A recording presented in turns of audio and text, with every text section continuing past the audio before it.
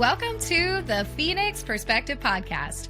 I'm your host, Kori Rae Kovacs, a registered nurse and reflector in human design on a soul mission to help women like you rise from life's ashes with abundant energy, purpose, and joy. Each week, we'll meet at the intersection of science, soul, and storytelling as we create a bridge between holistic women's health, the sacred feminine, and cyclical wisdom.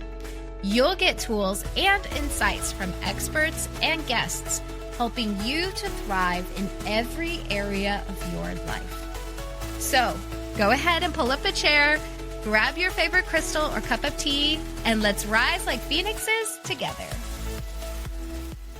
Oh my gosh, welcome to the very first episode of the Phoenix Perspective Podcast. I am so happy you are here. I'm happy I'm here, to be honest. Before we get into today's kind of meat and potatoes of the episode, I want to take a little time to walk you through why I created this podcast, where we're headed, and some of my philosophies, because I want to make sure that you and I are in the right place. So this season, we are going to take a journey across the women's health landscape in a way that may seem opposite to conventional or standard thought. We're going to look at women's health through the lens of cyclical awareness, spiritual awakening, and self-transformation. We live in a world, right, that tells us that you either believe in science or you believe in the divine. And it tends to leave very little room for any crossover, you know? If you take any amount of time and scroll on social media, it seems like people like to criticize the other side. Everybody likes to say that they're right and the other people are wrong. And that's basically all of the scrolling. You often hear people say that in the women's health spaces, or even health in general, that if information is not from a peer-reviewed professional journal and there's not a double-blind study, or if it doesn't come from that source, then it's not valid. Then it's not sound science and it's quack. You tend to hear that, anything that has to do with intuition or energetics, or even some alternative medicines like traditional Chinese medicine and Ayurveda and things that have been practiced for many, many, many millennia in other parts of the world. Here in our Western culture, we tend to say that is black science, or it's not real, right? And then you have the other camp. That might be the very spiritual side or alternative health side, who just say that everything is energetic and that you can heal through manifestation and crystals and Reiki. And they often look at traditional medicine or allopathic medicine, modern healthcare, as dangerous, that it's not good for you, to avoid it at all costs. It's very divisive, right? We're seeing a lot of divide in our health spaces. And here we are stuck in the middle, trying to figure out who's right, who's wrong, and how do I just freaking live my life? How do I feel better? I am a reflector in human design. And if you don't know what that is, then we will talk about it. But essentially that means that my role here on this earth is to reflect back to people and to society the current state of things. And I'm also a very curious person. So naturally, when I'm exploring these conversations, I like to ask questions. Why does one side have to be wrong in order to make the other side right? What if there's truth and falsities in all of it? It got me thinking that maybe there is a bridge between science and soul. And honestly, it's this kind of line of questioning and curiosity and self-exploration that has led me on this path to not only make this podcast, but to explore it in my own personal life and in my life's work. My intention with the Phoenix Perspective podcast is to explore the possibility that both science and soul can coexist. I want this podcast to be a place where science-based practices help us achieve healthy lives, and that there may be more things about the human body that we just simply don't understand, that may be of more divine nature, of a spiritual nature, of an energetic nature, and we just don't know.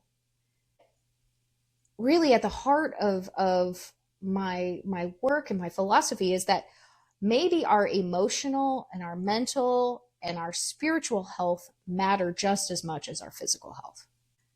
I base so much of my life and my work as a nurse, right? I'm a registered nurse, as well as a womb priestess and a body intuitive and a wellness coach.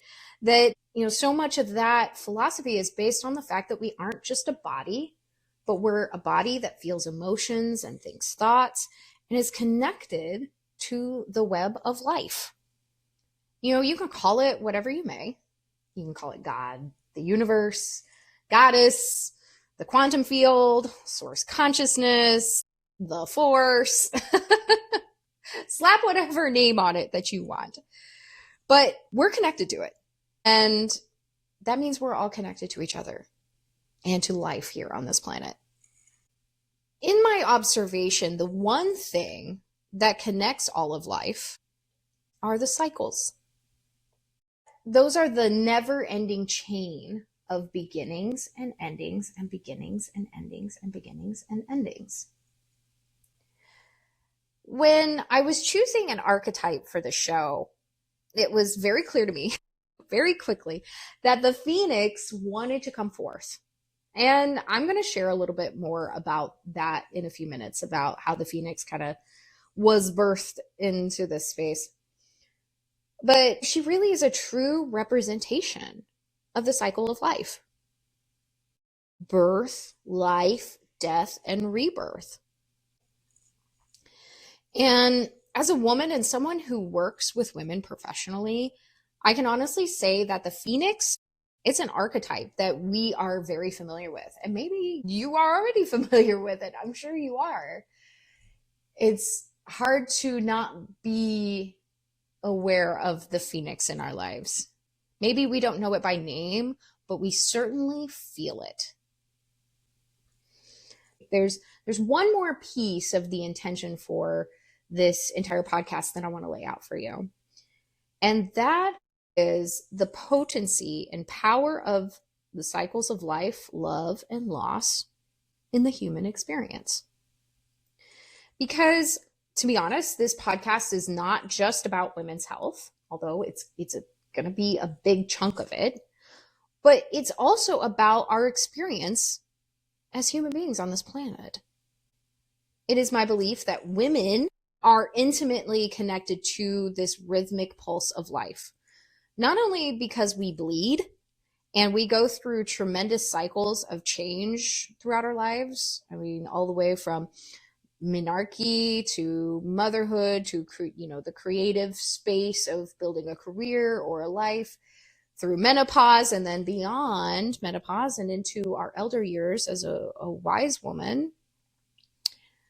But women also experience great transformations through what I'll call the dark night of the soul. It truly is the heroine's journey. It's the journey to the underworld to shed all that is not authentic, so that way we can stand naked in our divine truth of who we are. The alchemy and the spiritual revelation that comes from the experience of loss and death and betrayal, which are what I call life's cataclysms. They're the great big changes, the things that happen in our life that change us forever. That process, the Phoenix process, it's truly remarkable It's also heartbreakingly painful, but I believe it's one of life's greatest gifts. I'm looking forward to sharing more about my Phoenix story with you. I have several. I feel like my entire life has been nothing but cycles of burning to the ground and rising back up.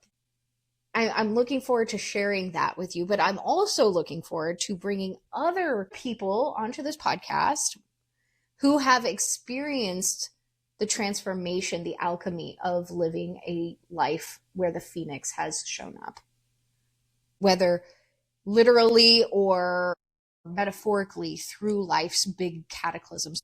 I'm excited to share with you these stories so that way you can see the common thread that connects all of our human experience, and that is the cycles of life. Now, you might be asking at this point, what do these stories of loss and rebirth have to do with women's health? Well, that's what we're going to talk about here in this podcast. It's the intersection that we meet here. It's asking the question, where do healing and health meet?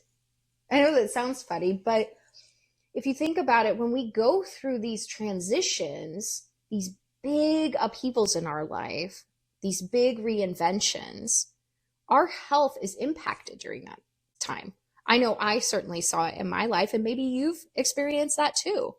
Whether it's had, challenging impacts, negative impacts on your health, or revealed health things that needed to be looked at, or maybe even the cataclysm was a health issue itself for you. But whatever it was, there is a crossover here. And that is what this podcast is about. It's truly like the heart of the Phoenix Perspective podcast, is women's health and the transformations that come through living life as a woman, as a person who bleeds in a patriarchal world, in modern society, with the world that we live in, and how we can create our most incredible, vibrant lives from a place of vitality, of health, and of purpose. I know that I would not be the person that I am today had I not gone through my own cataclysms. And maybe you feel the same way, or maybe you feel like life is more difficult because of the things that you've gone through. But as you hear my story, you'll see how life's challenges impacted health and how health impacts quality of life. And if you reflect on your own experience, I'm betting you'll see a similar golden thread. It is that thread that we will follow as we navigate through conversations of women's health, about the cycles of nature and humanity, about breaking generational cycles, and about what it means to see life through a Phoenix perspective. So this is where we're headed. If you're here listening, then I believe you're exactly where you're meant to be. Today, I want to dive into the Phoenix archetype and how she shows up in our lives and in our health. I'm also going to share with you a bit about my Phoenix story, and we're going to talk about what it means to embody the Phoenix energy in modern womanhood. Are you looking for a space to raise your health and vibration with other Phoenix sisters?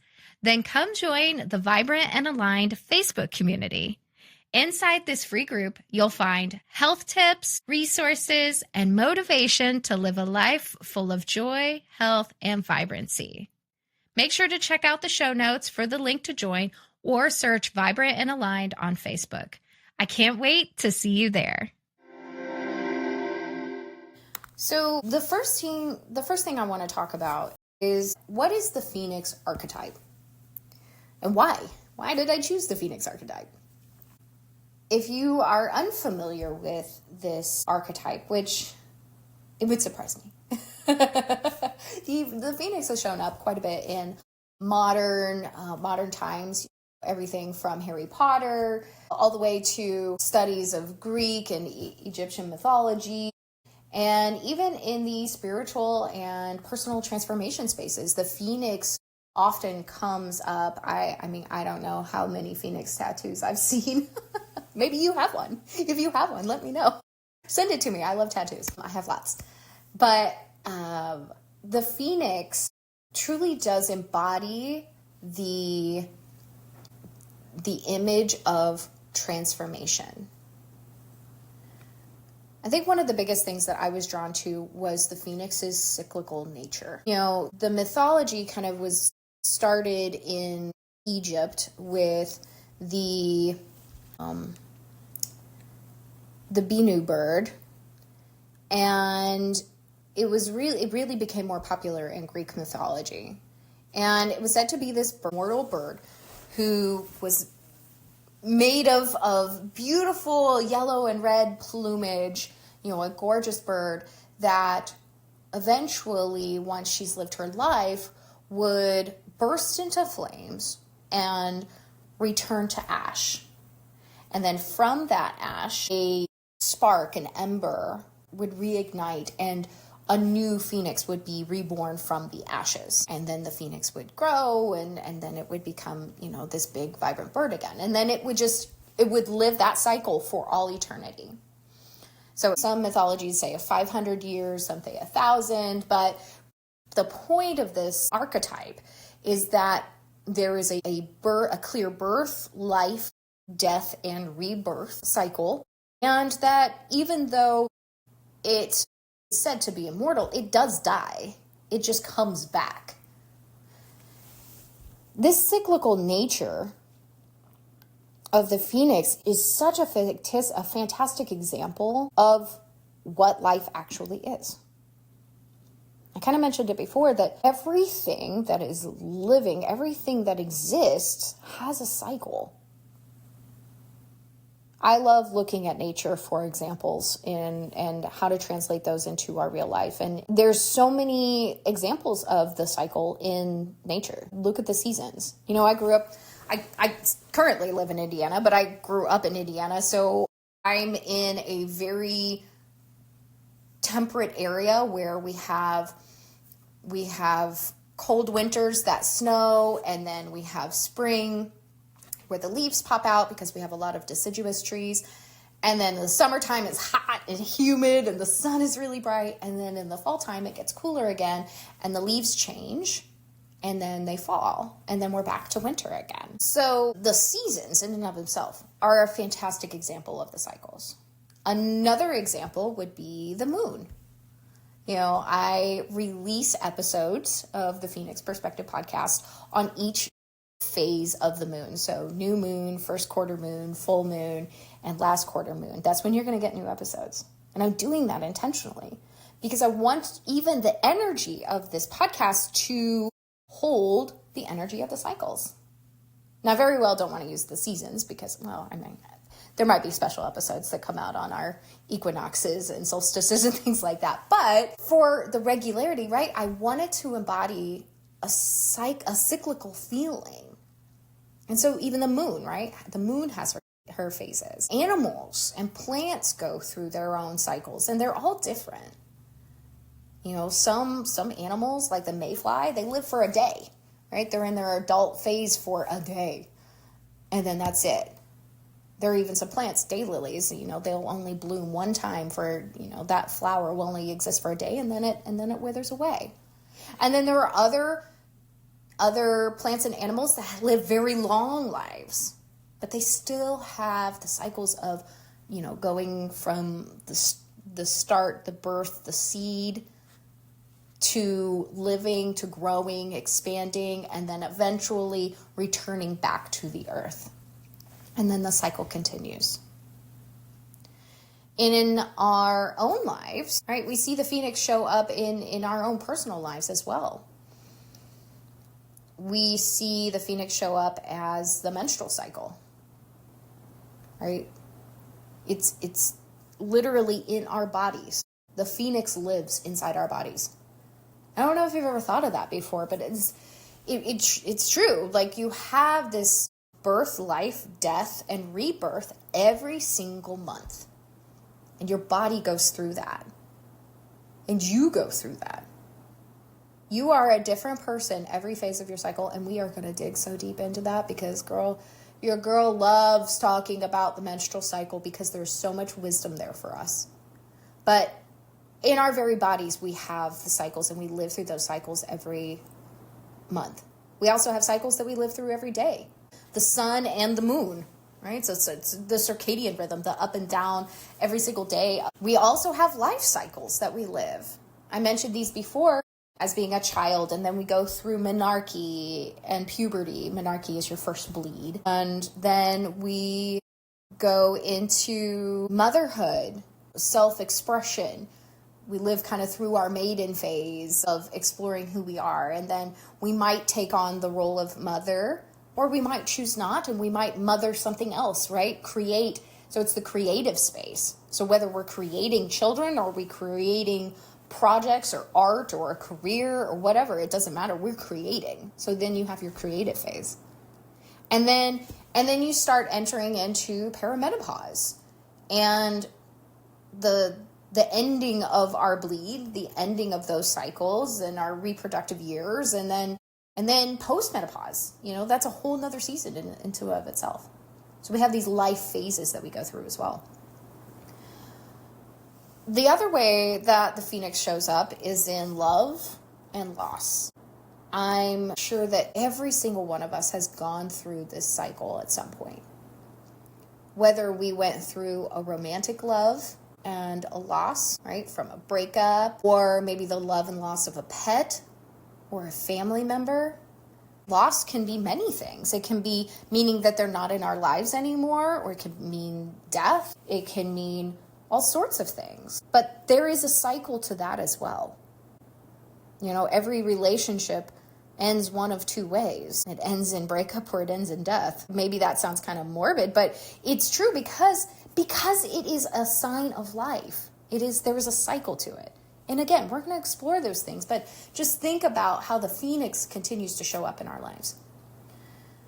The last thing that the Phoenix archetype likes to show up is in our personal life transformations. I know that I've seen this a lot in my life, of the different cycles, the different ways that I have had to shed the world's expectations of me, the things that I thought I needed to be, and I'd have to let those things go, literally return to ash, burn down all the things that I thought, who I was and the things that I thought about me, and then rise into another version of myself, the reinvention space, the rising space.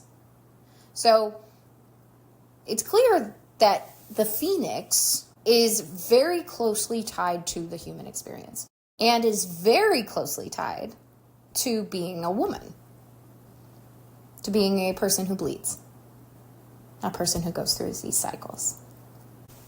I think one of the other things I love about the Phoenix archetype is not only the embodiment of the cycles, but the process that a Phoenix must go through in order to be reborn.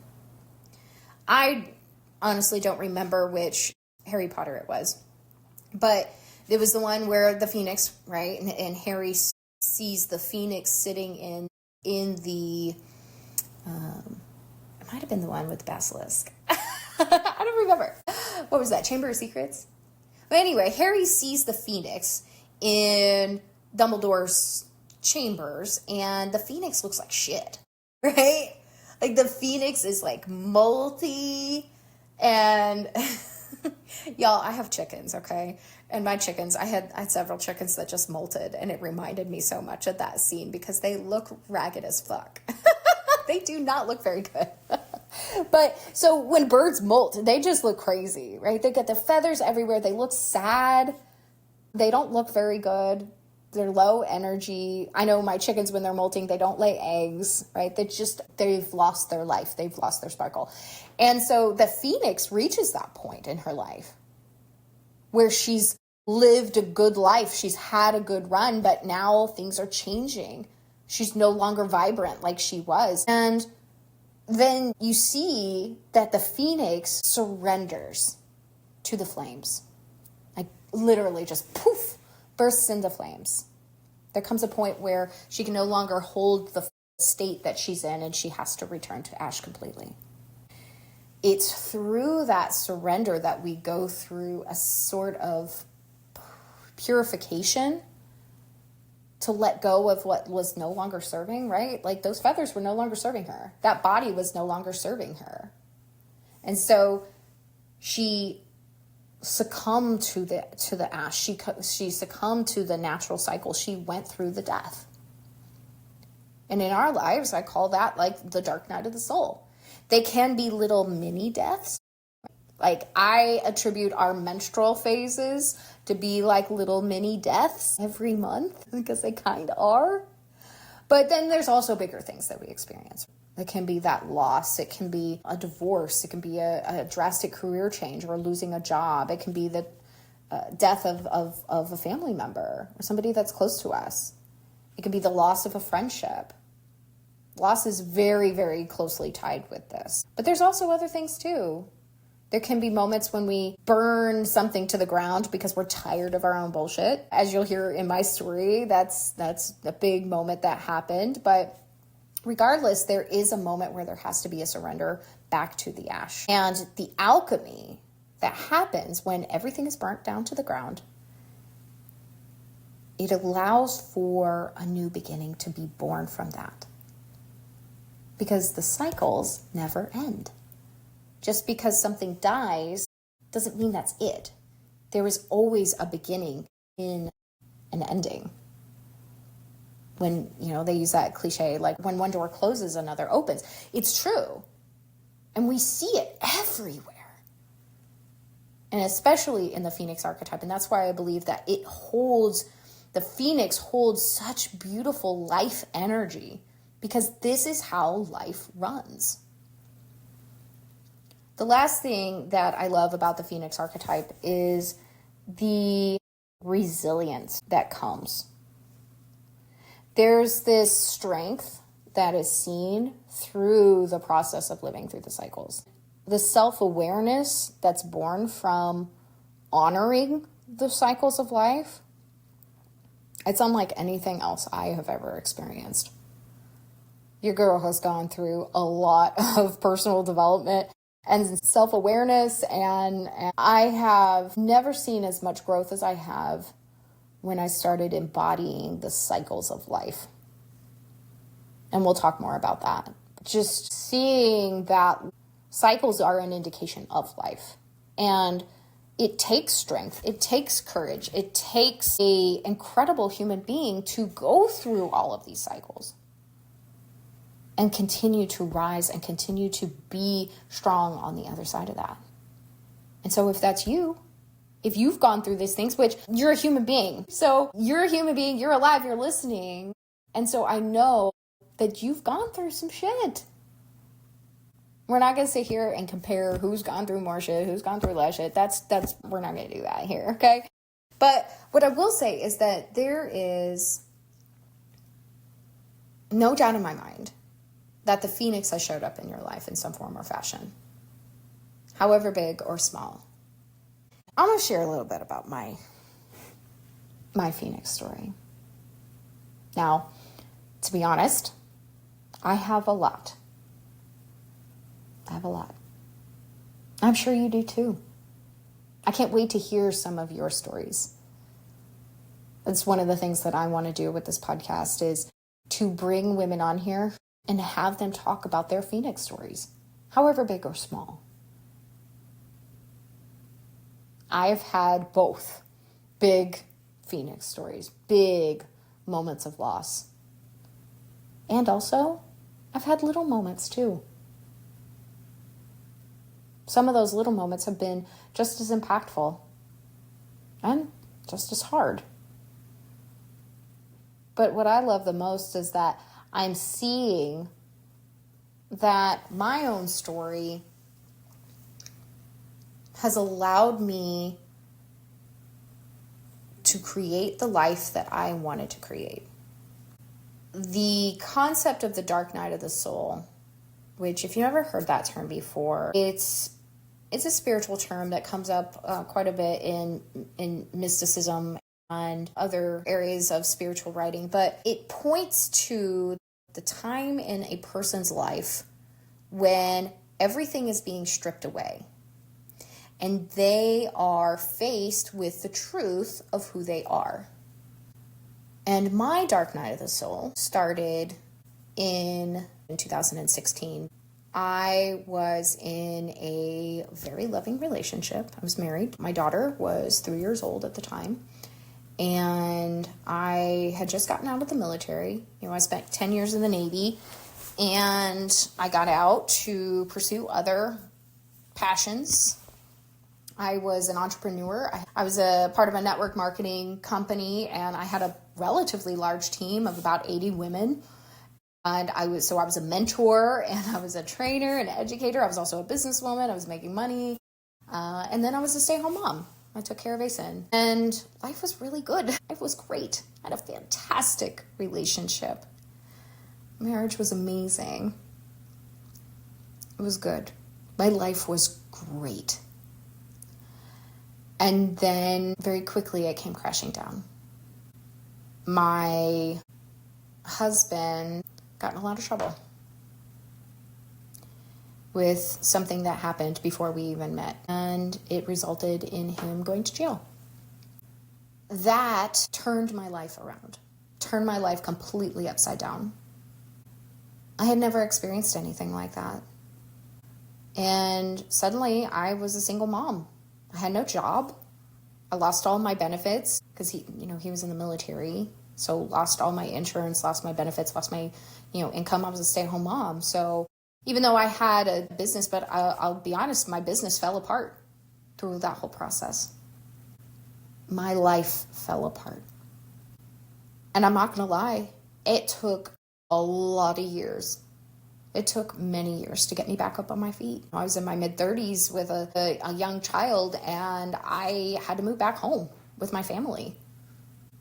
The interesting thing as I look back at that, right, I thought that was the deepest part of my dark night of the soul, and it turns out there was more to shed. What I do know is during that time, there was a lot of surrender points. There was a lot of shame, a lot of anger. My health took a huge hit. I ended up gaining 90 pounds over about 4 or 5 years, and I got really sick. My body was carrying a lot for me. I also was experiencing anxiety and depression for the first time. Thankfully, I had people that came into my life that helped me to remember my own light. It just so happened that during this navigating of my dark night of the soul, I awakened several of my spiritual gifts. There were things that started to come through me that I had never experienced before, or I had experienced before, but had not been in a space where I was practicing those things. And so what was birthed from this tragedy, a very traumatic time of my life, very dark and difficult time of my life, what was birthed from that was some very, very beautiful things. I ended up starting to pursue a career in women's health, first as a midwife and now as, a menstrual cycle educator and a women's health coach. I became very passionate about women's advocacy and empowering women to live vibrant lives. And then I also started creating my own vibrant life, doing the things that brought me joy and love. And I can look and I can say honestly now that I went through the ashes, the surrender, the molting, the return to ash, the flames. There was a long time where I was kind of down in the underworld, forgot who I was, forgot why I was here. But that was alchemy was happening. That seed was in the ground. And then there was a rebirth moment.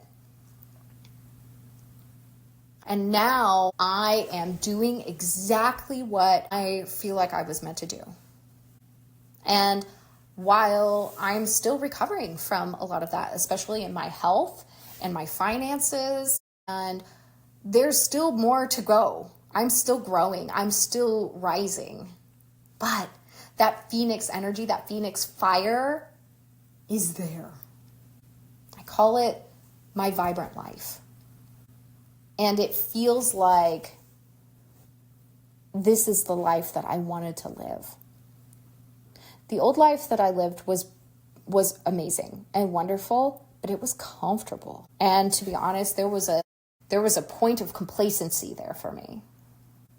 What I learned through my Phoenix story is that the end is never just an ending. It is always a beginning as well. That cataclysm that I experienced, that life cataclysm, right?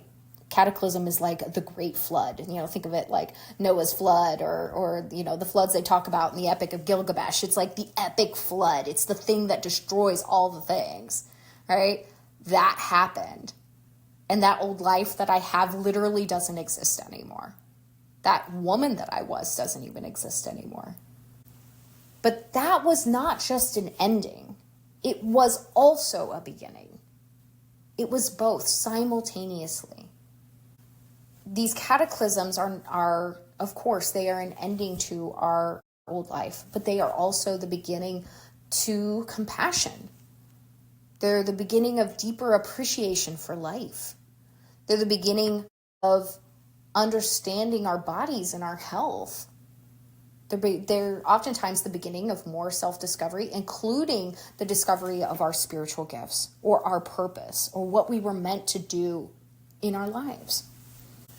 So truly, at the end of the day, what is revealed is a gift.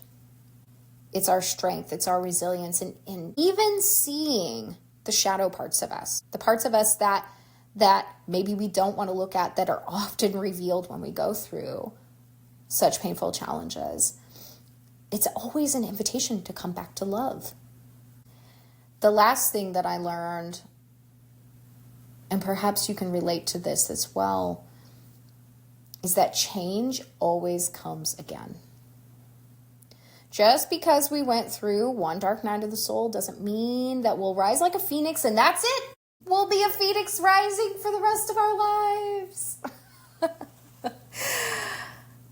That is delulu, because that goes against the nature of life.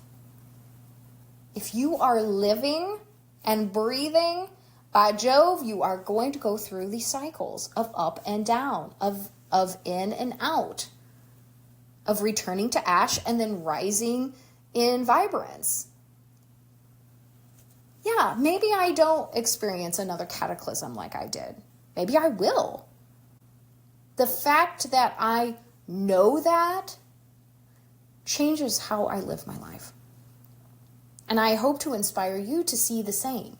That when we expect that change is coming, that every season has an ending and it also has a beginning, and that another season always takes its place. When we embrace that, suddenly life takes on a whole new meaning.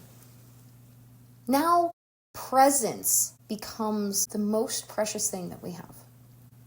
Because everything that we have will only be here for a time, including our own breath, including our health, including our youth, including our hormones, including our relationships, our job, our children. Everything that we have is temporary and will always change.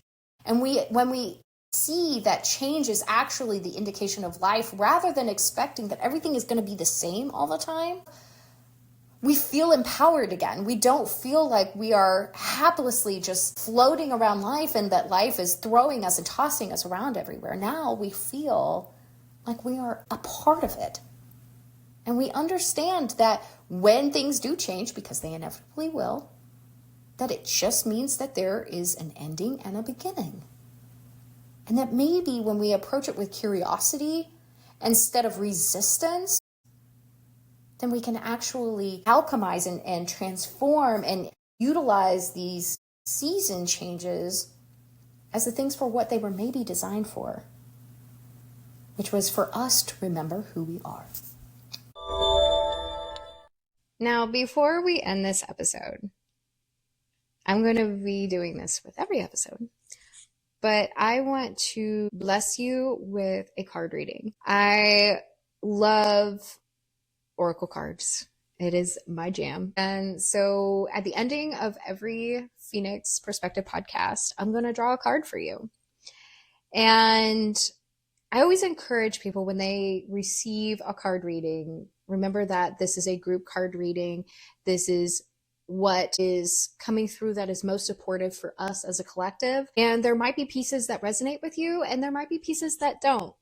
But I will tell you, because I just drew the card and I'm looking at it, that this is very applicable to this episode and such a beautiful reminder. So the oracle deck that I'm using, it's my personal deck I use almost every day. It is the Rose Oracle deck from Rebecca Campbell. Rebecca Campbell has been a instrumental, wonderful, amazing soul in my life and my journey. And if you're familiar with her work, then and you resonate with it, then you're in good company, because I as well just have experienced so many incredible rememberings and explorations in my spiritual life and journey through her work.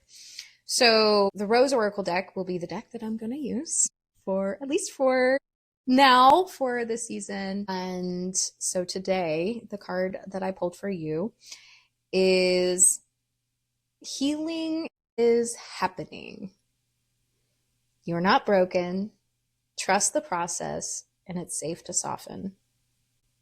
You know, I look at this card, and when I think about the healing that is taking place on this planet, it's encouraging. It's also very difficult. And so many of us are waking up to our own patterns and waking up to our gifts. And what I have found is that the more that we lean into our own love, the more that we lean into these cycles and realize that life is about the ups and the downs, about the joy and the agony, the rising of the phoenix and the returning to ash, that is a part of the healing process. There's nothing wrong with you. There's nothing wrong with me. We're not broken for going through this journey. Indeed, it means that we are weaving together the wisdom. We're returning to the wisdom of our wombs, of our hearts, of our lineage, and of the planet. And so when we engage in community, when we have empowering conversations like this, when we trust the cycles and we trust the process, that is indeed truly when healing is happening. I love this. I'm going to read this right from the book, that from the Rose Oracle. It says, when you embrace all parts of life, from the ecstasy to the agony, the joy to the grief, the bloom to the fall, the bud to the rosehip, you realize that healing is always happening and life is on your side. No one is immune to the polarity of this human experience. The only way through it is to embrace all parts of it, the light and the shadow. And as any healer or initiate knows, the only way to the light is to embrace the shadow within. The shadow, and sometimes the pain, is the portal to your liberation. You are not broken. You're healing. Healing is happening, and trust the timing of life. I pray that blesses you today. Thank you so much for being here, and I'm excited to go on this journey with you, friends. So make sure you stick around, come back next episode. The first 6 episodes are all releasing at the same time, but the next episode, we are going to be exploring how science and spirituality can support your health, and the concept that revolutionized how I approached my own personal health. So make sure you listen, and I will see you next time. Yes, I am celebrating you because you just finished another episode of the Phoenix Perspective Podcast. I am so grateful we got to spend time together today. It's really been a blast. If this episode lit up your heart or sparked something in your soul, please follow the show and share it with a friend who's ready to rise too. Until next moon phase, remember, you are so worthy of living your most vibrant life. See you next time.